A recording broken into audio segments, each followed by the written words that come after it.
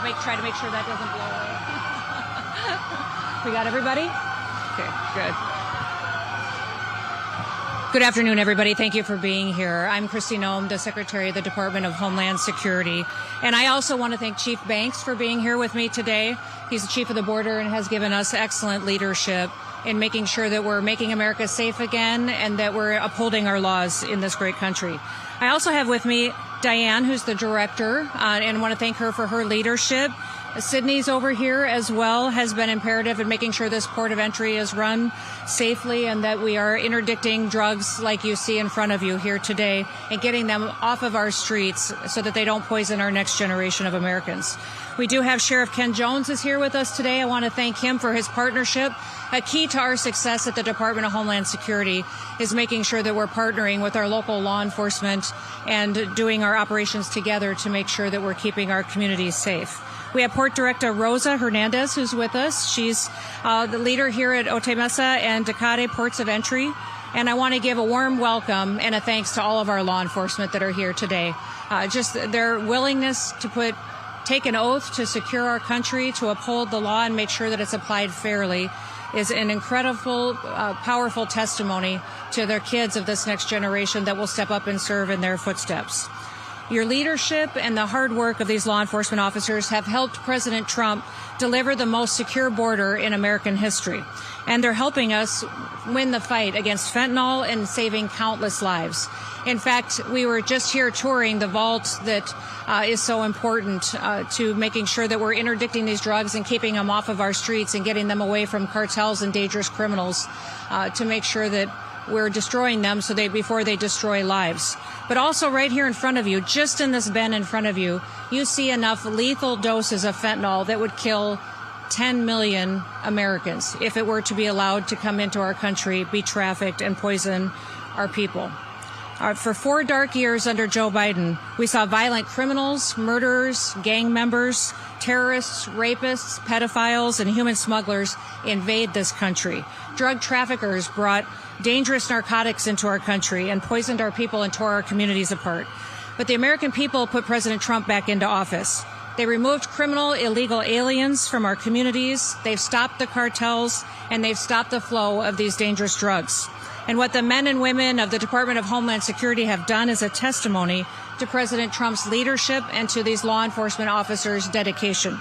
For 9 straight months, U.S. Border Patrol has released 0 illegal aliens into the United States. With fewer people that cross illegally, we make sure that our southern border apprehensions were much lower than during the Biden administration. In fact, 93% lower than during that administration.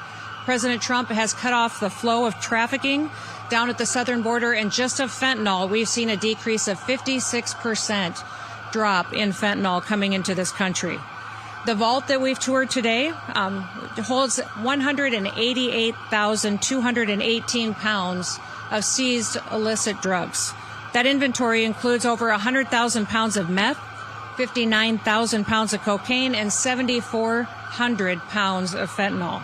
In other words, that vault holds more than 1.7 billion lethal doses of narcotics, of fentanyl and cocaine. All of these narcotics were interdicted by U.S. Customs and Border Protection in the San Diego area. That's 1.7 billion lives that are saved because of the work that they do. The vast majority of these drug seizures happen at the port of entry, and the majority of drug seizures along the southern border happen at this port of entry. Those drug seizures are incredible to what they do to save American lives. Now, the men and women here at Otay Mesa are heroes who work around the clock to make sure that they're keeping Americans safe. Fentanyl has killed countless Americans who still should be here with us today. In fact, I've met with many parents who've lost children to fentanyl poisoning. Americans like Greg Swan, who the first time I met him told me about his son, Drew, who died from fentanyl poisoning at the age of 24 in 2013. In fact, Greg is one of the co-founders of Fentanyl Fathers, fathers who've lost their children because of that dangerous drug that was running everywhere and running rampant throughout our country. Also, I met Rebecca Kisling, who lost both of her sons. She lost her 20-year-old son, Caleb, and 18-year-old Kyler to fentanyl poisoning on the same day in 2020. There's far too many stories of that happening. In fact, 1 in 3 Americans know someone that has died from fentanyl poisoning. That shouldn't happen in the greatest country on earth. And President Trump gets up every single day to make sure that it doesn't happen. Thanks to him and to the men and women of CBP, we're winning the fight against fentanyl.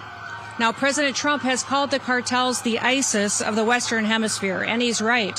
The cartels traffic, they torture, they behead human beings, and they enrich themselves and profit off of American deaths. And that's why President Trump took action and designated them as foreign terrorist organizations on day one. Today, the men and women of the Department of Homeland Security are on the front lines of the fight against the cartels and the drugs poisoning our country. And we are winning. And while we stop threats from coming into our country, we can't forget about the ones that are already in our borders. Right now, in prisons and jails across California, ICE has lodged detainers on over 33,000 criminal illegal aliens. Instead of honoring these detainers against criminals who've trafficked drugs and committed crimes across the American people, Governor Newsom and California's sanctuary policies have released over 4,500 criminal illegal aliens back onto the streets to create more victims and that will harm more Americans. We need him to work with us and these local law enforcement and community leaders and elected officials here in California to protect Americans, to make sure that we're interdicting more of these drugs before they poison more Americans. And we need them to work with us to help make sure that we're keeping our law enforcement safe. Our ICE officers and CBP officers are facing a 1,300% increase in assaults against them, a 3,200% increase in vehicular attacks against them, and an 8,000% increase in death threats against them. On January 23rd, an illegal alien here at the San Diego Sector Border Patrol attacked a law enforcement officer, hit him in the head with a rock, left him lacerated, bruised, and bleeding. He was hospitalized, but his assailant did escape. That attack was the 7th recorded assault on a Border Patrol agent in San Diego since October. Law enforcement officers take an oath. They pledge to protect citizens, and they work hard to uphold to the truths that our founders created this country on. In the Declaration of Independence, our founders pledged their lives, their fortune, and their sacred honor to keep people safe so that fellow Americans and our children could live in freedom, that they could live in safety. And that's the same pledge that our law enforcement officers take each and every day. They deserve our gratitude. They deserve our thanks because their job never ends, and they keep working every single day to make sure that Americans are safe, that they're protected from criminals that would not just traffic them and their children, but also traffic these drugs in to kill our next generation. I want to thank you all for being here, and I have all the confidence in the world of the law enforcement standing here today to continue to do their work, to protect Americans. And with that, I want to introduce Chief Banks to come up and share a few words with you as well. Chief? Thank you, Madam Secretary. As the Secretary said, my name is Michael Banks, and I'm the Chief of the United States Border Patrol. I want to highlight something that the Secretary just shared with you. Enough fentanyl in front of me to kill 19 million Americans. That's in one location across the entire southwest border. As you go across the southwest border, you continue to see these type of seizures. And I'll talk about why we're seeing these type of seizures. Under the Biden administration, every Border Patrol agent was forced off the line, left the border wide open, and we're doing mass processing of illegal immigrants into the cities and into this country. When President Trump came back in on day one, a catch and release ended. The United States Border Patrol has not released a single illegal alien in 9 months, and that's a record we're very proud of, and we're going to continue pushing forward. But under the leadership of President Trump and Secretary Noem, we've been able to get the most secure border we've ever had in this country. And we're not done. We're going to keep pushing until it's 100% secure. But what does that mean for these drugs that you see sitting in front of us? What that means is the thousands of OFO officers that were pulled away from port of entries and sent out to the border to help Border Patrol agents process millions of illegal aliens are now returned to their port of entries, where they can do more inspections, they can look for more narcotics, they can operate the equipment and technology that this administration has given them, and that's why you're seeing this massive increase. What you should be concerned about is how much narcotics got through in 4 years when we had little to no OFO officers down here able to do their job because they were forced to come out and process millions of illegal aliens and release them into the country alongside the Border Patrol. I'm going to pass it off to Diane Sabatino, the Executive Commissioner of Customs and Border Protection. But thank you.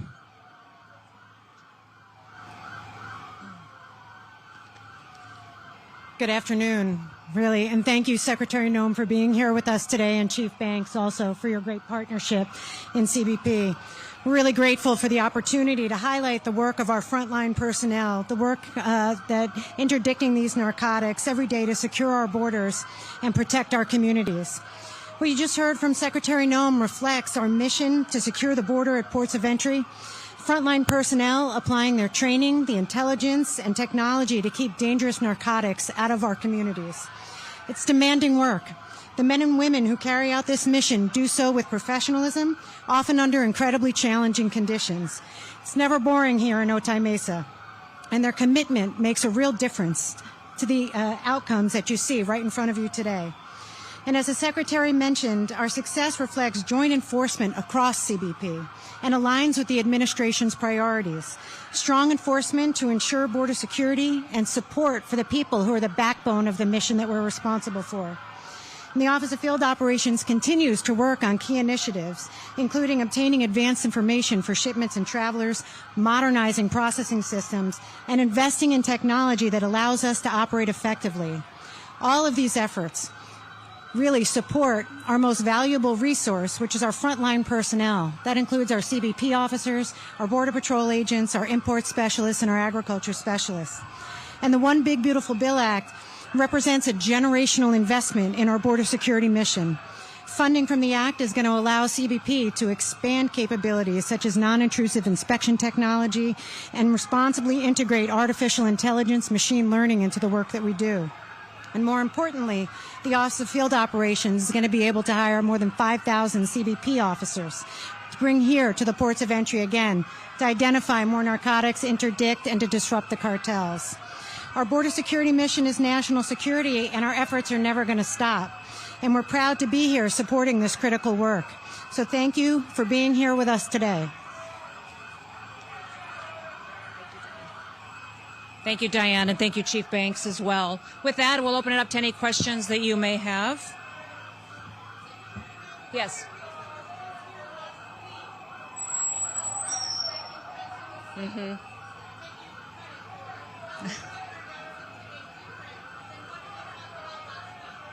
Well, what I would say is that we are extremely grateful for the partnership that we have with local law enforcement partners like the sheriff over here.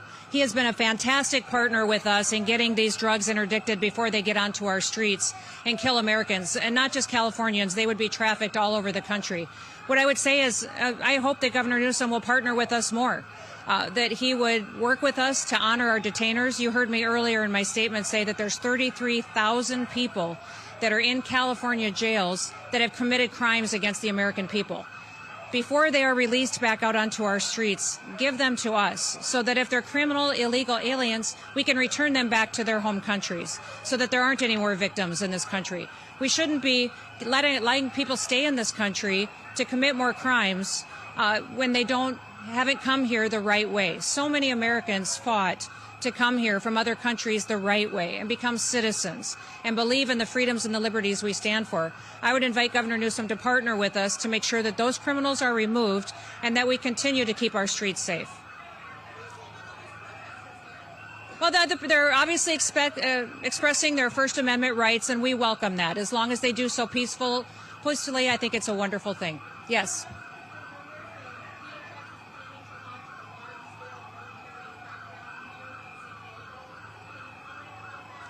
Well, listen, I'll never give you details or give you an explanation on law enforcement activities. I don't want to put our law enforcement officers at risk by exposing some of the planned operations that they may or may not have. But what we are focused on, and I'll tell you as far as the Department of Homeland Security and ICE and CBP, is targeted operations. going after specific individuals that are a threat to public safety, individuals that have committed crimes either here or in another country that are dangerous to allow stay out on our streets. We don't want more victims in this country. We want to make sure that those criminals are removed from our streets and that we're returning them back home to their home countries when they're brought to justice. So beyond that, those targeted operations, we won't talk about the details of.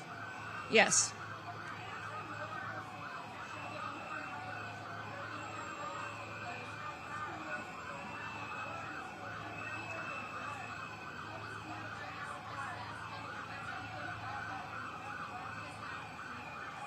Are you talking about the economic impact?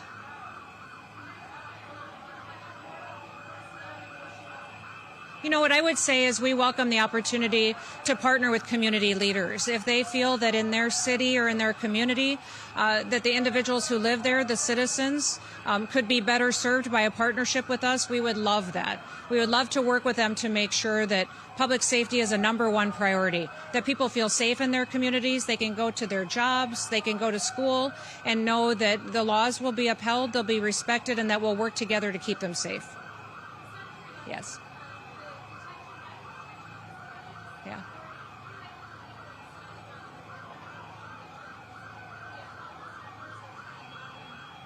I think you're asking about detention facilities and the standards in it. Federal standards at our detention facilities are the highest that there are in this country. In fact, we have a higher level of status than many states or local communities have at their jails or detention centers. So we're proud of the fact that every single individual, when they come, that they're well taken care of, they receive food and medical care, and then we return them as quickly as they can back to their home countries if they are being held. The one thing I would point out is that every single individual that's in that detention facility is given the opportunity to go home to their home country. If they decide that day that they want to go home, we'll give them $2,600 and a plane ticket and take them back home. So it's their choice on if they want to stay there or not.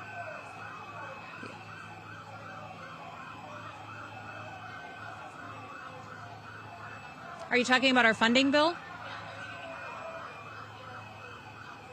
We're concerned about the Department of Homeland Security not being funded. In fact, I think it's the wrong message to send to the world at this point in time. When you think about it, every other portion of the federal government has been funded except Homeland Security. That's telling the rest of the world the Democrat Party doesn't think that protecting America is safe. It's the wrong message to send. They keep talking about the fact that they want ICE's operations to be impacted, but only 11% of that bill is ICE. The rest of it is FEMA, which is responsible for disaster response, for protecting our critical infrastructure. If we had some kind of an attack or a terrible disaster that hit our country, FEMA is the agency that's responsible for running our government, for stabilizing our country. And the Democrat Party is choosing not to fund FEMA and put us in jeopardy in that situation. The other things that wouldn't be funded is TSA. The security at all of our airports is in jeopardy because they've refused to fund the Department of Homeland Security. The TSA, those officers that show up and check your bags, they screen individuals on if they're safe to get on airplanes or not, they won't be paid. After Friday, they won't be paid and won't receive their paychecks. And I hear people talk about the fact, well, they're exempt employees, they're expected to still show up. How long would you continue to show up for a job that you're not being paid for? In fact, these TSA employees just went through a 43-day shutdown where they weren't paid. How often do you expect these good patriots to keep showing up and to do their job knowing that their salaries won't be taken care of and their families' bills won't be taken care of? We fund the Secret Service. The Secret Service has responsibility to protect the most powerful people in the world. We also fund the Coast Guard. When you talk about the Coast Guard right now is keeping rivers open on the East Coast so that critical food and energy sources can get to our largest cities. The Coast Guard is out there breaking ice on the Hudson River, the New York Harbor, the East River, and keeping that ice, the rivers open so that we can get fuel and propane and fuel and food to New York and to Boston and to cities that rely on that. What you're saying by not funding the Coast Guard is that the Democrat Party doesn't think it's important that people eat or that they stay warm, or that our national security is protected. So this is a dangerous situation that we're in, that the Democratic Party has chosen to shut down the department that was created after 9/11. This department was created recognizing that we are vulnerable to terrorist attacks and that American Homeland needs to be funded and focused on keeping us safe within our own borders. We have all responsibility for cyber operations and funding and going after terrorists who would attack our critical infrastructure, our electrical grid, our water systems, that would come in and hack into our intelligence agencies and our national security operations. The Department of Homeland Security has the agency that's responsible for stopping those threats and going after those bad actors. The Democrat Party is choosing not to fund them and making us very vulnerable to those terrorists being successful here on our homeland. I hope that they will come to their senses, recognize that the American people need to come first, and have a policy discussion that we should be having on a policy bill in regards to any reforms that they want to see. Last question.